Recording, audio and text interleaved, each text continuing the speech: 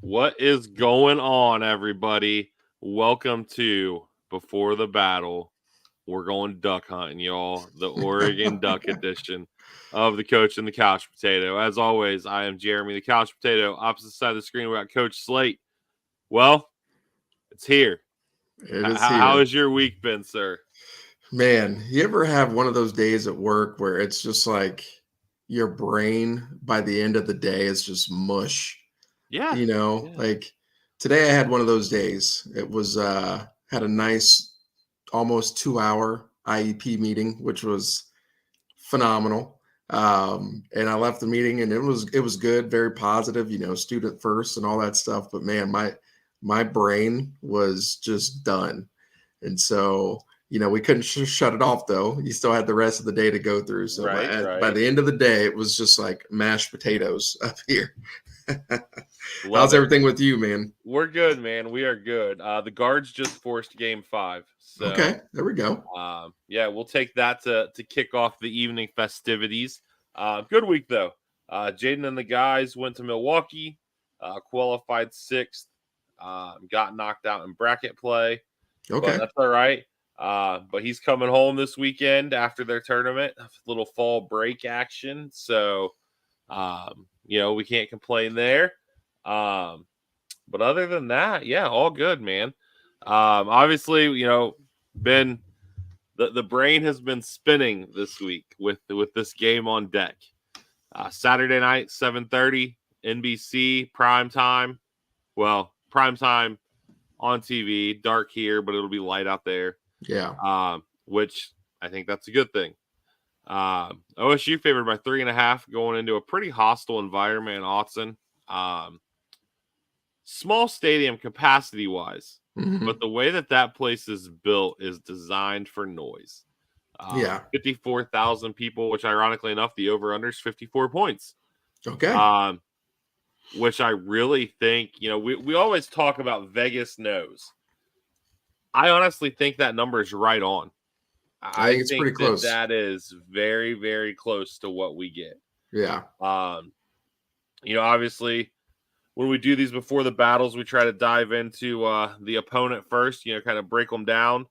Obviously there's a lot of stigmas around Oregon.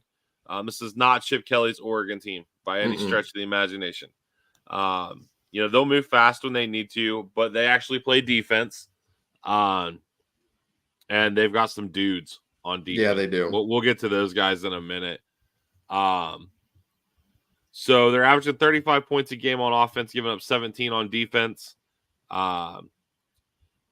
run the ball very, very well. Averaging 165 yards a game, giving up just over 100. Now, their yearly rushing total on defense is a little skewed. They played Boise, in which Ashton ran for 192 yards. Yeah.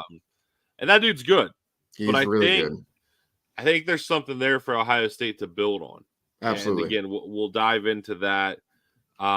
They're throwing the ball, Oregon is, for 300 yards a game, roughly, giving up 162 in the air. Now, they haven't played a lot of teams that throw the ball a lot. Yeah. Nor have they played a team with receivers like the Buckeyes have, or a quarterback arguably as good as Will Howard, who, as we've said, Will Howard is playing really, really good. Yeah. Gabriel's thrown 3 picks, and they've got 6 fumbles on the year. Now, they've only lost 3 of those, but still, that's kind of sloppy with the ball. Yeah, it's a big deal. They forced 7, but they've only recovered 1. Okay. Which is interesting to me. Now, the defensive stat that stands out to me, though, they are 11th in the country in sacks. They have 16 sacks. So, again, but it all boils down to the fact that their guy, Dan Lanning, is a defensive-minded guy. Yeah. Whereas they've always had the offensive guys. Chip, Helfrich. I'm drawing a blank on the other guy. Before Chip, it was Mike Bellotti. Yes. I think that was his name when he was the head coach with Joey Harrington. Yes. Yeah. Joey Harrington, LaMichael James. Yeah. Those guys. But their O-line definitely much improved from years past. Had some struggles as the year started. Word association. First thing you think of when you hear 2024 Oregon Ducks. I think of physical, and the reason why that comes to mind is because when you originally think of Oregon, you think of speed, you think of up tempo. You don't think of being physical, and that's one of the things that Danny Lanning has really tried to bring to Oregon, especially coming into the Big Ten. He's a defensive minded coach, being able to run the football, having a quarterback that's able to run a little bit, and we're going to be good in the trenches on both sides of the ball. Winning games with defense. He wants to be that physical team. He's coming from Georgia, right? And so we all know what Georgia produces every single year. And so physical is the one word that comes to mind, especially with the Buckeyes. Obviously, this is going to be the best opponent that we have seen this season. But I definitely think physical is the word that comes to mind. Their defensive line is really going to try to put some pressure on our offensive line. And so that's the one matchup I'm looking forward to. Yeah, that O-line of the Buckeyes is going to be tested a lot. Mm-hmm. But I think they're going to be up to it. The Oregon defense is going to try to hurt them with speed, but how do you offset speed with physicality? Yep. And the Buckeyes offensive line is very, very physical. We've seen it as we've broke down film and that type of thing. So,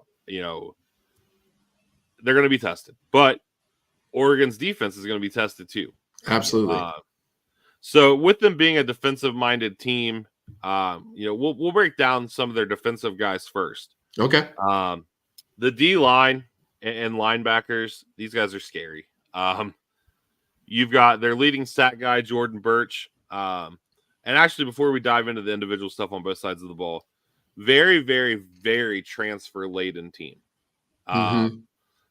But good transfer laden, not transfer out of necessity. They transferred to fill holes and they went and got dudes.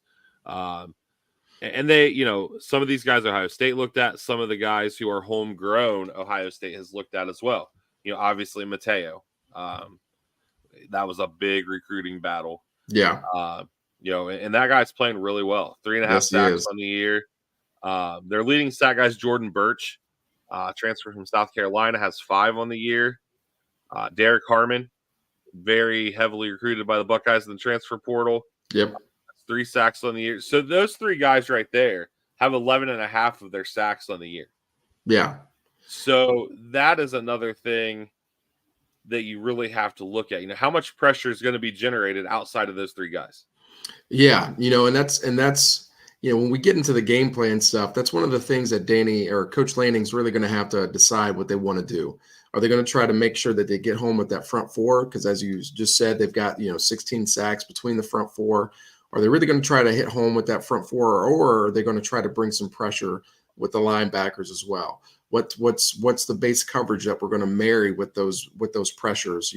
Those are the things that they really got to think about, because they've not played somebody like us, especially with the skill guys that we have on the edges. You really have to pick your poison.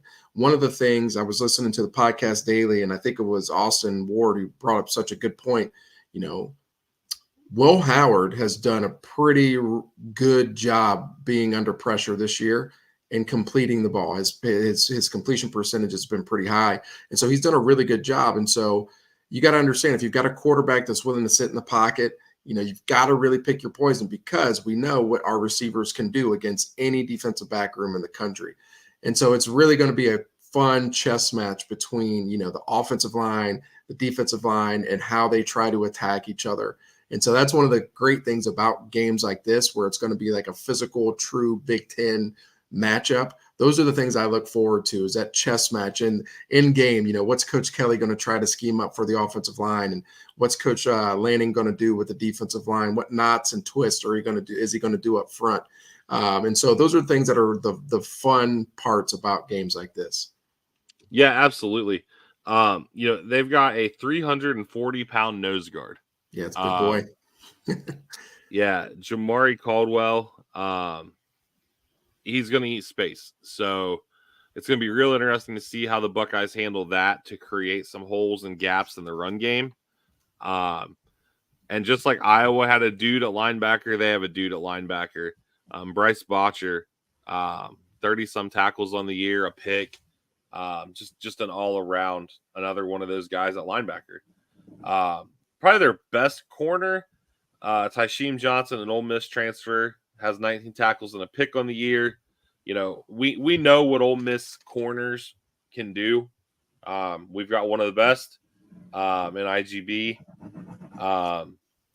So yeah, I mean, defensively, I don't want to say there's not a weakness because everybody has a weakness, but their weakness is contingent on shutting down their strength.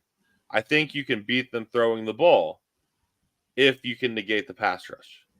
Yeah, and I agree. I think they are, you know, they have some tiny chinks in the armor when it comes to the secondary. And the one thing that you cannot, it's hard to prepare for a JJ Smith. It's hard to prepare for a Mecca.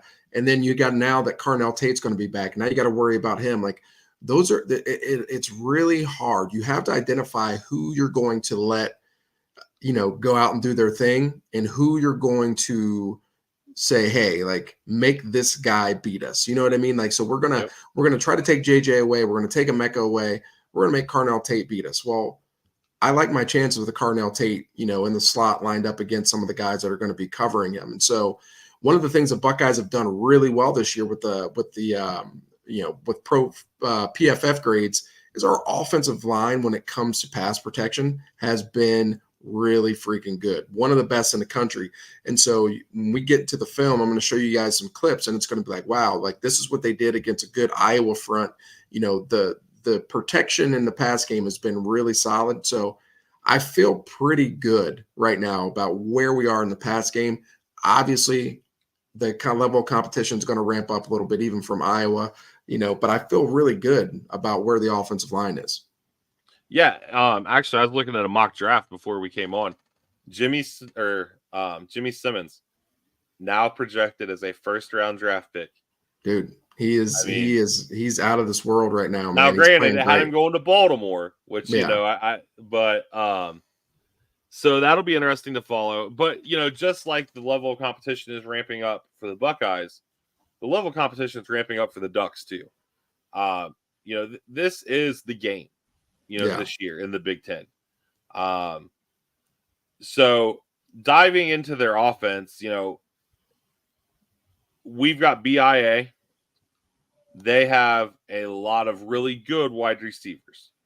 The numbers don't necessarily reflect how good their receivers are because they've spread the ball around really, really well. Their leading receiver on paper is Tez Johnson.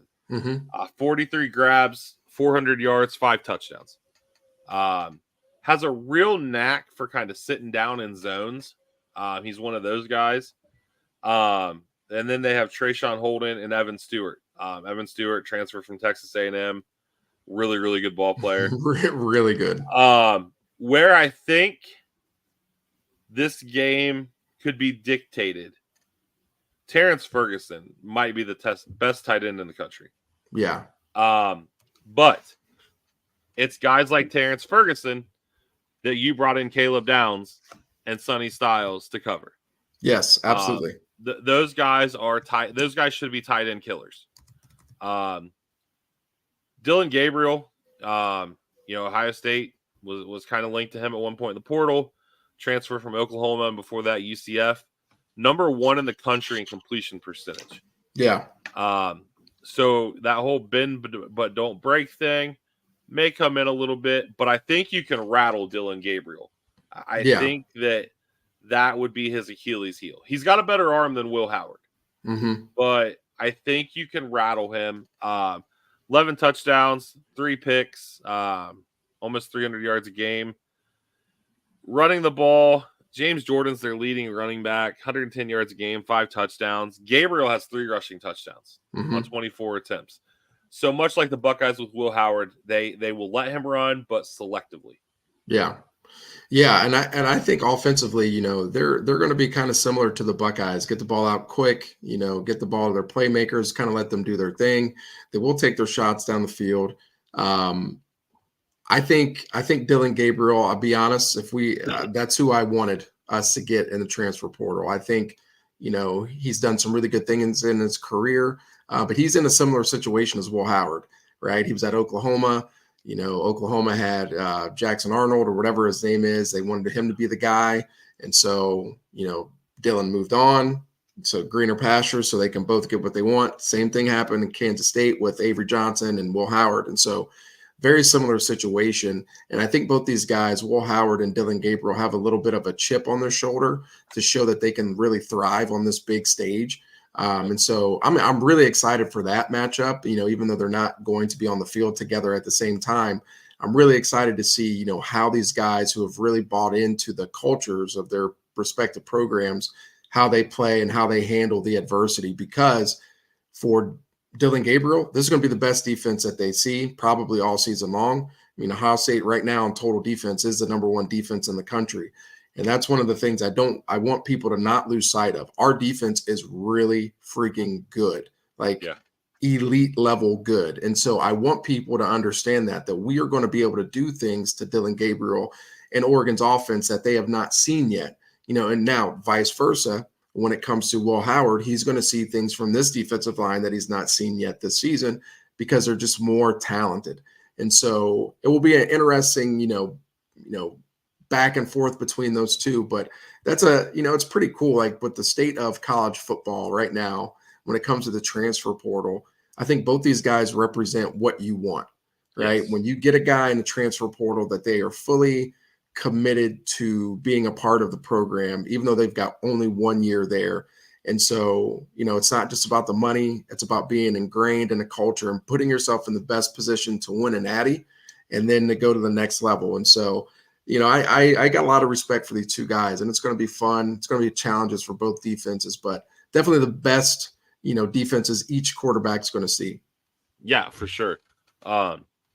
Before we kind of dive into how we think everything breaks down, how we think things get attacked, the little caveats that I like to throw out there. Ryan Day came out and said that Ohio State will be staying on Eastern time. Mm-hmm. Everything will stay the same because it's no different than essentially playing a 3:30 game at home. Yeah. Big Ten teams, when traveling 2 or more time zones for a game this season, are 1-8. Gotcha. So don't and I think that might be part of the reason I'm so nervous about this game is that variable. But I think obviously Ohio State's Ohio State for a reason. You prepare for things like this. Oregon will be wearing all black. It's like they're going to a funeral. Hopefully it's theirs. I have a sneaking suspicion, we were talking before we came on, that I think Ohio State's going to pull out something all white. Yeah, the icy whites, I don't think they will be the cocaine whites that we all want. I think it was like 2020, 2021. We wore an all-white combo against Sparty, similar to the Grays, traditional type jersey, just white pants. Special LeBron cleats this week. Yeah. King James hooking the boys up. Yeah. So, yeah, I mean, that's obviously just the small stuff. And then the last thing, I think 3 names for the Buckeyes to keep an eye on this weekend. JT Tuimoloau, Emeka Egbuka, G. Scott. Yeah. All from the state of Washington. All from the Pacific Northwest. All guys who, that's home.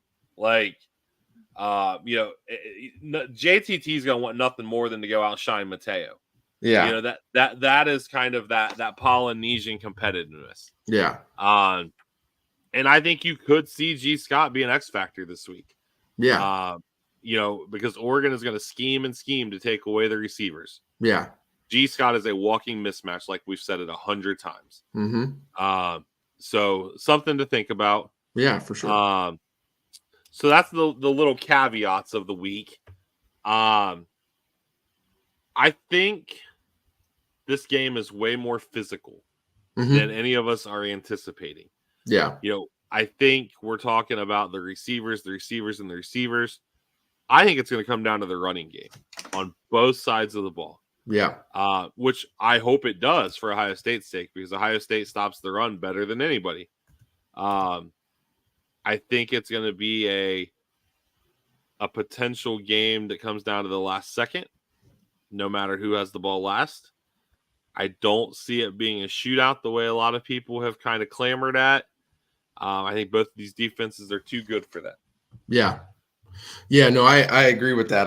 When you posted on our Facebook page some of the scores, I'm like, man, there's just no respect for our defense right now, which is No. mind blowing because this is the most confident I've been in a defense at Ohio State in a very long time. So I did some digging today, right?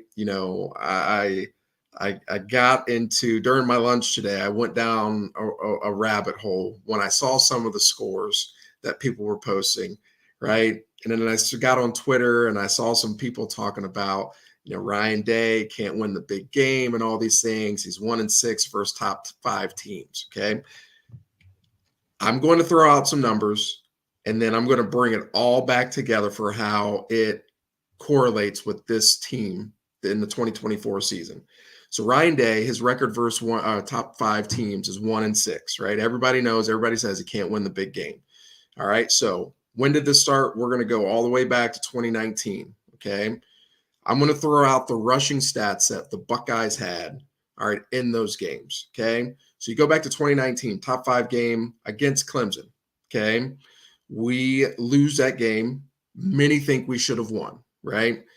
Obviously, I definitely think we should have won. There was a fumble. We got screwed on some calls, but if you dig a little deeper into what really went on that game, who got hurt?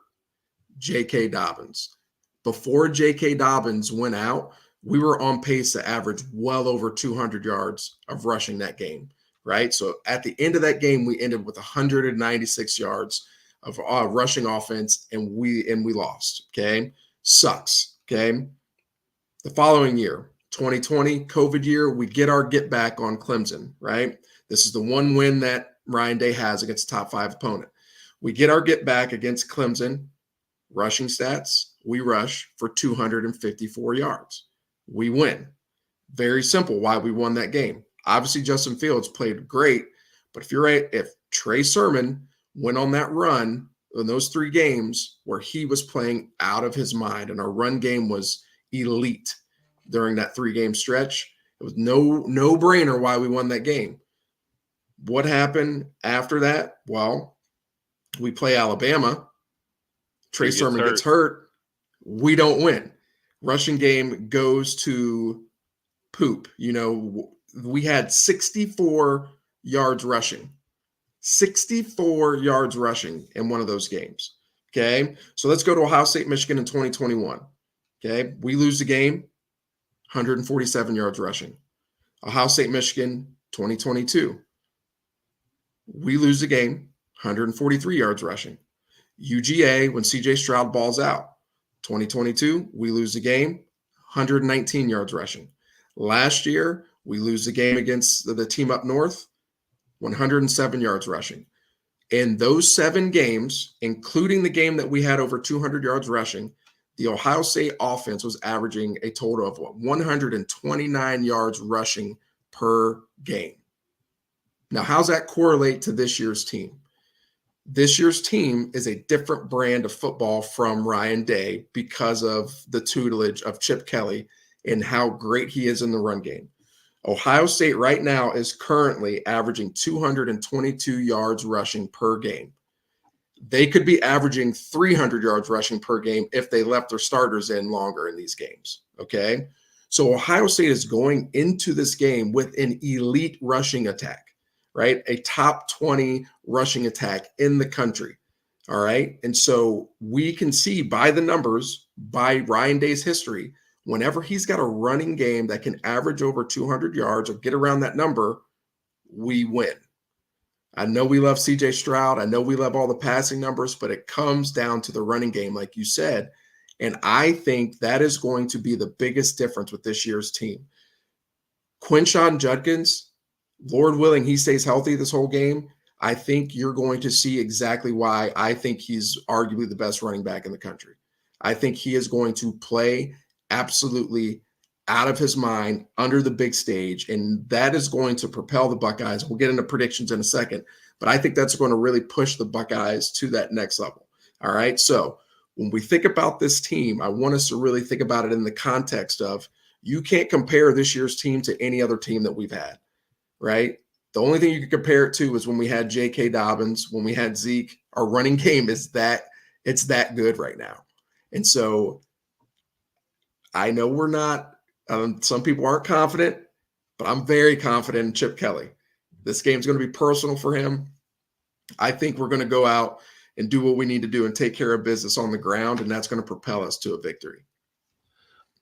I was looking through our score predictions from our followers, as you hit on that. John Ratliff has it 28-17 Buckeyes, so he's given the defense some love. Thomas Moore has it 34-17 Ohio State, so he's giving the defense love. And then after that, we go to Corey Rice has it 42-24 if the defense shows up like it did against Iowa. Mm-hmm. Justin Lamlin has us giving up 30. Tyler Emmerich has it as a shootout, 42-38. Derek Beavis, 35-31. Carson Schroyer, 31-27. Josh Cooper has us losing, 41-38. Boo. No faith. Come on, Josh. You're better than that. So you nailed my guy for this game. Mm-hmm. We always talk about, will Jeremiah Smith score? I don't care in this game. Nope. This is going to be the Quinshon Judkins game. Yes. This dude will be the first one to tell you he came to Ohio State for moments. We heard him talking about that with Gus Johnson. If this dude he's already in the 5 games he's played as a Buckeye, commented about how he came here for a crowd like that, how he came here to have Gus Johnson call his games. You mean to tell me he didn't come here for a game like this? Exactly. Number 2, number 3. Exactly. And this dude runs physical and violent. Yeah. I think it's the Quinshon Judkins game. Yeah. And I think we force a timely turnover somewhere in the game. Mm-hmm. It may not be in the end. It may be to kill a drive like we've seen us do multiple times this year. I predicted the Buckeyes to lose this game when we did our season preview. Yes, you did. I just cannot, with the way this team has played this year, pick them to lose this game. Yeah. I think Ohio State wins 28-27. Okay. All right. There we go. I'm glad you came around. It makes my heart happy. I am happy that you came around, my brother. That is awesome. Yeah. So again, and maybe this is me just being a little bit of a homer, but being able to watch the film and see the breakdowns and really get an idea of what we're doing offensively and defensively, I just feel so good about where we are. I'm not saying we're going to go out and we're going to win by 3, 4, 5 touchdowns. It's going to be a blowout. I'm not saying that at all. I think it's going to be a hard-fought game, but I have a hard time believing that this team can give up more than 21 points. And the reason why I think that is because for these type of games, I think with this experience we have on defense, Jim Knowles is going to take it to another level. And if we get the same Sonny Styles, if we get the same Cody Simon, and we continue to get the same BIA that we've had in the backfield, we get the same Tyleek, and JTT shows up under the lights, and Jack Sawyer does his thing, they're not going to be able to move the ball the way that they have on some of the other teams. And so with that, I think the Buckeyes offense is going to continue to do what they do. I think Will Howard's going to right some wrongs that he had from last week with a couple of the turnovers. We're going to take care of the ball. We may get stopped in the red zone a couple times and have to kick field goals, but I think in the end, the Buckeyes defense steps up and really sets a tone for this game, and the Buckeyes win 34-20. And I think it's really going to be won in that third quarter. Coming out of halftime, I think it's going to be a very close game, 10-10, 14-10, something like that. I think it's going to be a really close game, but I think in that third quarter, the Buckeyes offense, after adjustments, is really going to take that next step and really put the pedal to the metal and force Oregon to have to try to play catch up. And I think our defense is really built to stop teams who have to play from behind like that. And so I've got full faith. I will be the first to admit it if I'm wrong when we get back on here, but I think 34-20. I think that 54 spread or number was really, really good. I think it's really spot on. Vegas knows something. So that's why I'm going 34-20 for the Silver Bullets, the Buckeyes, take care of business. Yeah, I think, you hit on another thing, the JTT under the lights thing. Like, that dude just does his thing. So, yeah, it's going to be a banger. There's no other way to put it. But with that said, I know you have got some awesome, you've got some clips ready. I think you said 8 offensive and 5 defensive. Yeah. Slate texted me, I think Monday or Tuesday of this week, and all it said was Knowles was in his bag. Dude. We've talked about Chip being in his bag as we've built. Now Knowles is getting in his bag. Normally you're building the bag for the Michigan game. Yeah. This is the game they've built the bag for. Yeah, absolutely, man. And before we get into it, it was this week was a fun one because I was really, I had some concerns about us slowing down Caleb Johnson. I think he's a really good running back, and Tyleik Williams is an absolute dude, and you'll see that when we get to the film. So I want to start off with the offense because the last few weeks we've only watched defense, and I feel bad. So we're gonna start out with the offense. I got 8 clips I want to get through, then 5 defense. I promise I won't talk as much as I did last week. But I just get really excited when we get to watch film, man. It's so much fun. So I'm going to share my screen here. There we go. I just love that we're able to do this. God, it's so much fun. All right. Can you see it? Yep, we're good. Okay. So where are we at? All right, clip 15. All right. So this first one, I picked this clip because it really highlights some of the offensive line stuff that we've been talking about. The offensive linemen, the development that we're seeing from Coach Fry and all the other coaches who are really stepping up, the different run schemes that we're seeing from Chip Kelly. This is really good. It also highlights Seth McLaughlin and how good he is, and Jimmy Simmons as well. And so this first play, all right, we're going to get some pulling action from the offensive line. Okay. Why do I want to highlight this? Because it shows the athleticism of Seth McLaughlin, and it shows this is just another variation of running some sort of counter, some pin pull stuff from the offensive line. This is not something you traditionally see with the tackle and the center pulling, and so I love this. Now, you could argue that some of these are fold blocks, which aren't true pulling, but for the sake of the listener, just being able to show these guys pull around is really good. Okay, so why am I showing this? Because this is just another wrinkle that Chip Kelly has added to our offense. These are things that I had not seen from our offensive line. Okay, you get a really good job down here from Josh Fryer. He's always been under a bunch of ridicule, but this play right here does a really good job of working the step and kick this guy out. Tegra Shabola does a great job of getting to that inside shoulder, really forcing that guy upfield. Okay, so they're taking these 2 guys out of the play. All right, now Seth McLaughlin and Jimmy Simmons do a really good job of getting to that second level. And this is the one thing I love. We want to be able to get this guy, Quinshawn, one-on-one with one of these safeties. I'll take that matchup all day long.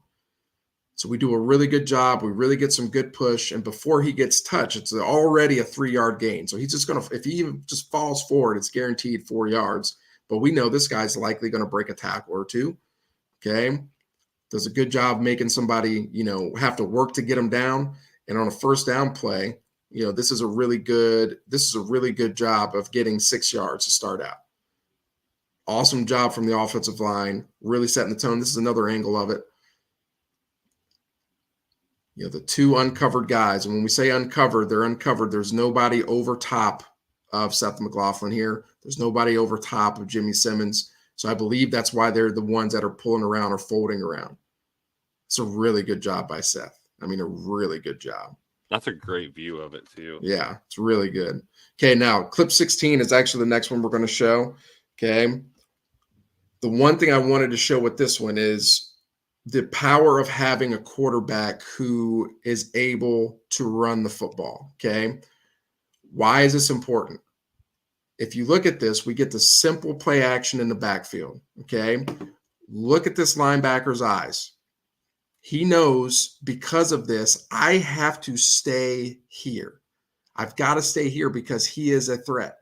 If I expand out here, now, since we have a quarterback that can run, he has an open lane right here through the A gap to go get 8 to 10 yards.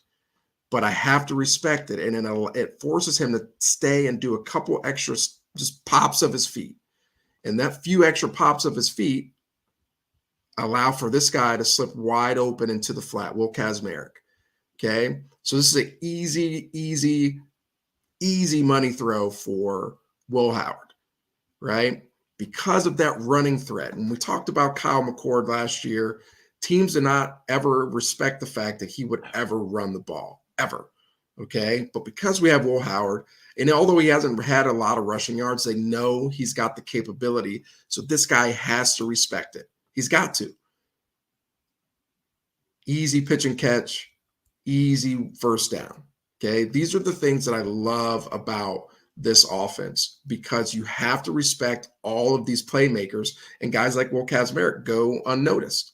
So we're just going to get the ball out to him quick, and he's going to be able to run for 10 or 15 yards. This is really good offense. Okay, the next clip, we got clip 22. Bear with me while I get there. Come on. I think there was going to be a deep shot open on that play too. I think so too. All right, now clip 22. This is probably my favorite throw that I've seen from Will Howard. Okay, that was just a rope, an absolute rope to Emeka Egbuka, who's able to catch it in traffic. He puts it in the perfect spot, perfect timing. These are the things. I know everybody talks about the deep ball, the deep ball, the deep ball. Yes, Will Howard needs to improve on the deep ball, but he's able to complete them. But these are the things that he's gotten so good at, being able to throw on the run. Okay, this is just a good ball, easy pitch and catch, throwing it to one of the best receivers in the country. I'll take my money with Emeka on any corner out there. This is just a freaking dime from Will Howard. And I think we're going to see more of this on Saturday and for the rest of the season. An absolute dime. All right, this view is a pretty good one as well. Okay. Man, it's just such a good throw. Good throw, good catch, good offense. Way to go, Buckeyes. All right, now clip 38. Now, clip 38 here, we're going to see it's the not so good from Will Howard. Okay, I was yelling at the TV on this one. This play is so blocked. It's blocked up so well. And Will Howard just made, got a little antsy, got a little excited. Okay. When we see these quarterback run games, even though we don't have a lead blocker in, the quarterback has to be patient unless it's a short yardage situation where he can just catch it and go, right? When you're running these guys outside, like we're seeing here on this play, okay, we've got two guys. Okay, we got two guys, the center and the guard to the boundary are pulling around. Okay, so for all you old school wing tee football guys, this is pretty much a variation buck sweep, and buck sweep is where both guards are pulling. So it's a very similar concept here. They're trying to get these two guys out and around so that Will Howard can get outside. Now, it's right here where Will Howard should throttle down and do what? Cut back right here. If he does that, he's probably scoring. It could be a big play. We've got this guy blocked. It's going to be on him to really make the play. But what does Will Howard do? God love him. He saw it too late, okay? He could have been a little more patient, and if he was just wait 1 millisecond, he cuts up here, and now it's a huge play, okay? Now, why am I showing this? Because although the play did not result in a ton of yards, the offensive line and the tight ends did a phenomenal job of blocking this play up. Okay, so I can almost guarantee you we're going to see some variation of this play when we play Oregon. Come on, Will. Got to do better. Get it together, Howard. Yeah, geez. All right, now this next play, okay? This next play is what football coaches call GH counter or GY counter, where it's a guard and the tight end. But it's not the tight end. It happens to be one of the best receivers in the country who's pulling around and trying to block. All right. This is the one thing I love about Ohio State. This is culture, culture, culture, culture. When you take a guy who is likely going to be a first-round pick and you say, I'm going to ask you to pull like you're a freaking offensive tackle and go block a tight end, and he does it without hesitation. And last week or 2 weeks ago, he put somebody on his butt. This is what we are talking about with the culture of Zone 6 and the culture of this program and how this team is just different, okay? This is just a good rep and a good selfless play here, all right? Tegra does a really good job here. Tegra does a really good job. He attacks the correct shoulder, okay? He attacks the correct shoulder. It doesn't have to be a kill shot. He just got to make sure that his body's in the way. Now, the one thing I like about this with him, this guy right here has to respect whether this guy is going to pull up and through or if he's going to slip out into the flat. Why? Because we do so many RPOs. So if you see, Emeka just continues to go to the flat. What's that do to this guy? It holds him for a second. So now that's going to allow for there to be a cutback lane and one less guy that's going to fold back inside. And then Quinshawn, unbelievable how quick he hits the hole here. But I just love this, and we'll show it better from the next view. But we always talk about with the offensive lineman straining, okay? Donovan Jackson straining to make sure that he gets to the correct shoulder, right? He's got to get to that correct shoulder so it creates that lane for Quinshawn to run through. Okay, G. Scott does a really good job of placing his body in the perfect spot to just pin the best linebacker in the country. Doesn't need to be a big hit, just need to get in his way. Guys, this is good football. This is why I'm very confident in our run game.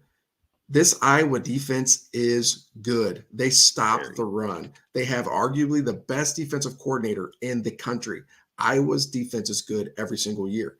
You got to understand, we were able to run for over 200 yards on this defense. We are good in the run game, really good. Show it from this angle. This angle does such a good job.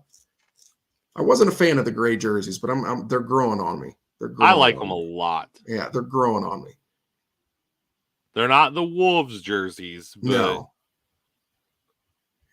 What a cut, man. This is just good, man. This is just good. His cut is so, and that's what makes him dangerous, is if you don't execute on defense, he's going to make you pay. Yeah, watch that one more time. This is just pretty. Just good football. And some little gamesmanship here from G. Scott, okay? G. Scott steps out on this defensive end first, okay? What's that going to do? That's going to make this guy think, I got to get hands on this tight end. He's going to be blocking out on me. And then what's G do? Nudges him just a little bit with the shoulder. Then he works down. It sets it up perfect for Tegra to be able to kick him out. Just something subtle that he did there to really have to, get in the mind of that defensive end that I'm going to have to take on 2 blocks. I'm not so sure that G shouldn't have been the 0 jersey this year. Yeah, wouldn't have been mad. All right, clip 58. Got 3 more clips, and we'll get to some defensive stuff. Okay, so I want to bring this play up. Earlier in the game, we had a zone read from Will Howard that was missed. All right, he had an easy read, and it would have been, a big gain, but he gave the ball, and I remember watching it at the restaurant. I had a feeling that, okay, he could have kept it there. They're going to come back to it here later in the game. Well, Chip Kelly, must have wrote down a note or 2 and said, we can probably come back to this. Okay, this is what element of the game that is missing, that was missing. The zone read from our quarterback. All right. Now, he is going to be reading this outside backer. If he steps down, all right, he's going to keep it. If he steps up, he's going to give it. So let's see what happens. Steps down hard.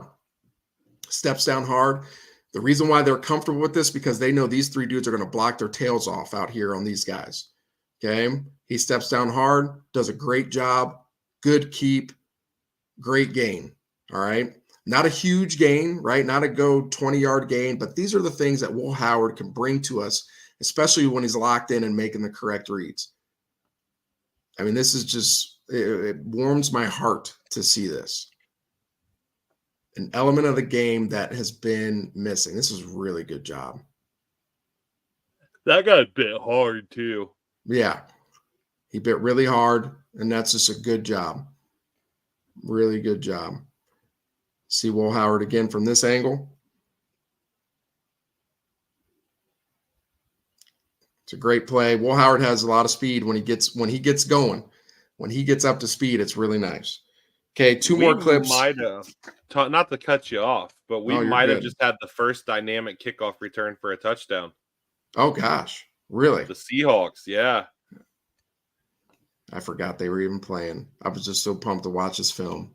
Dude, yeah, when you told me about, what you were seeing this week, that is the stuff I live for. So yeah.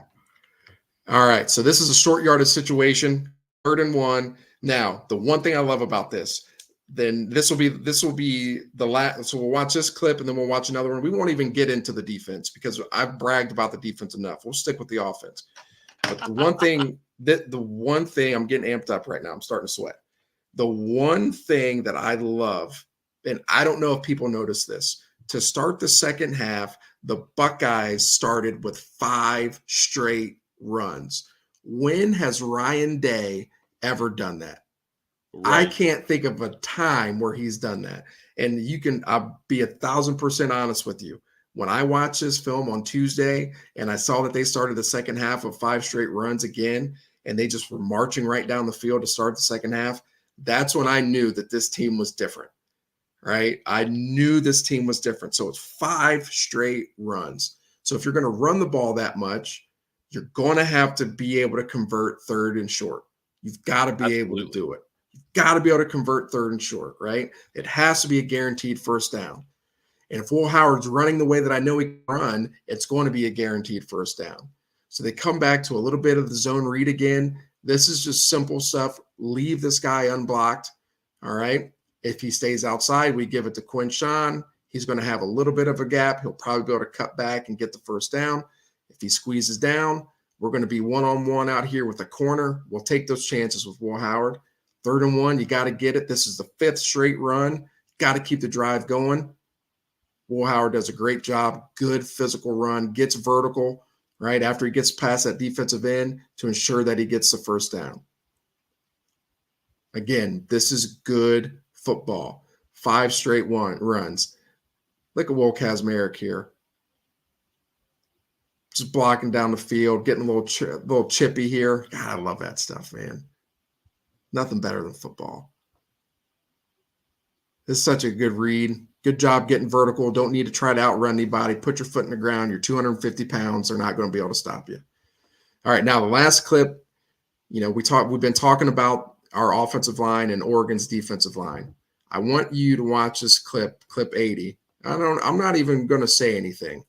I'm just going to let it play from this angle right here. I'm just going to watch. We're going to take this in.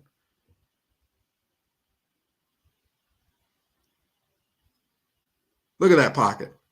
That's what the kids call a clean pocket. Look at that pocket.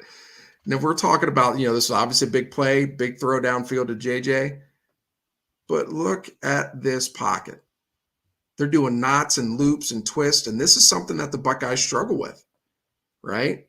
They bring this guy around. This is something that the Buckeyes struggle with. Earlier in the game, Donovan Jackson missed this. He missed this, and it caused us to get stopped on 4th down. What's he do that time? Picks it up. And they even dropped an extra guy, and he made that throw. This is awesome. Look at that freaking pocket. When I tell you I watch this clip like 30 times, look at that. That is just phenomenal. All right. Against a good front, against a good scheme, against something that we have struggled with, Jimmy Simmons just out here dominating, right? This is just good football, and it makes me confident in what we can do against this Oregon team because we were able to do it against a solid defense in Iowa. All right. So we won't even get into the defensive stuff because we could do this all night, and I don't want to be here for another hour. Okay. But I feel good about where we are. That's just some simple clips from this week. Man, I really think our offense is in a good place right now. And I think our run game is going to be really tough to stop. And Quinshon Judkins today or Saturday is going to be your night. And then once Quinshon gets that 20 carries, they're going to bring Trey in, and it's going to be one big hit, and they're going to be like, dang, we forgot about that dude. Right. I just feel good about it. Yeah, like I said, I've gone back, I've thought about it all week. I've talked to the guys at work, and I've talked to you, and I've talked to other people, and I don't see a way. I think Dan Lanning is a phenomenal football coach, but the Ohio State staff as a whole is better than the Oregon staff. Yeah, I think so too. So yeah, I mean, I think the Buckeyes win in a very, very tight physical game, like we said. I can't wait though. I can't wait to watch the game. I can't wait to come back and talk about the game on Sunday. This is why we're Buckeye fans. Absolutely, are for games like that. So with that, obviously, go Bucks. Another big game for the Braves tomorrow night. Go Braves. Yeah. We will see you guys next week. Thank you for the support. From the feedback we got today, merch order on deck. And as always, thank you to our sponsors, the Barn Baseball and Softball Academy, Cornerstone Home Remodeling, but most of all, thanks to you guys for following and listening.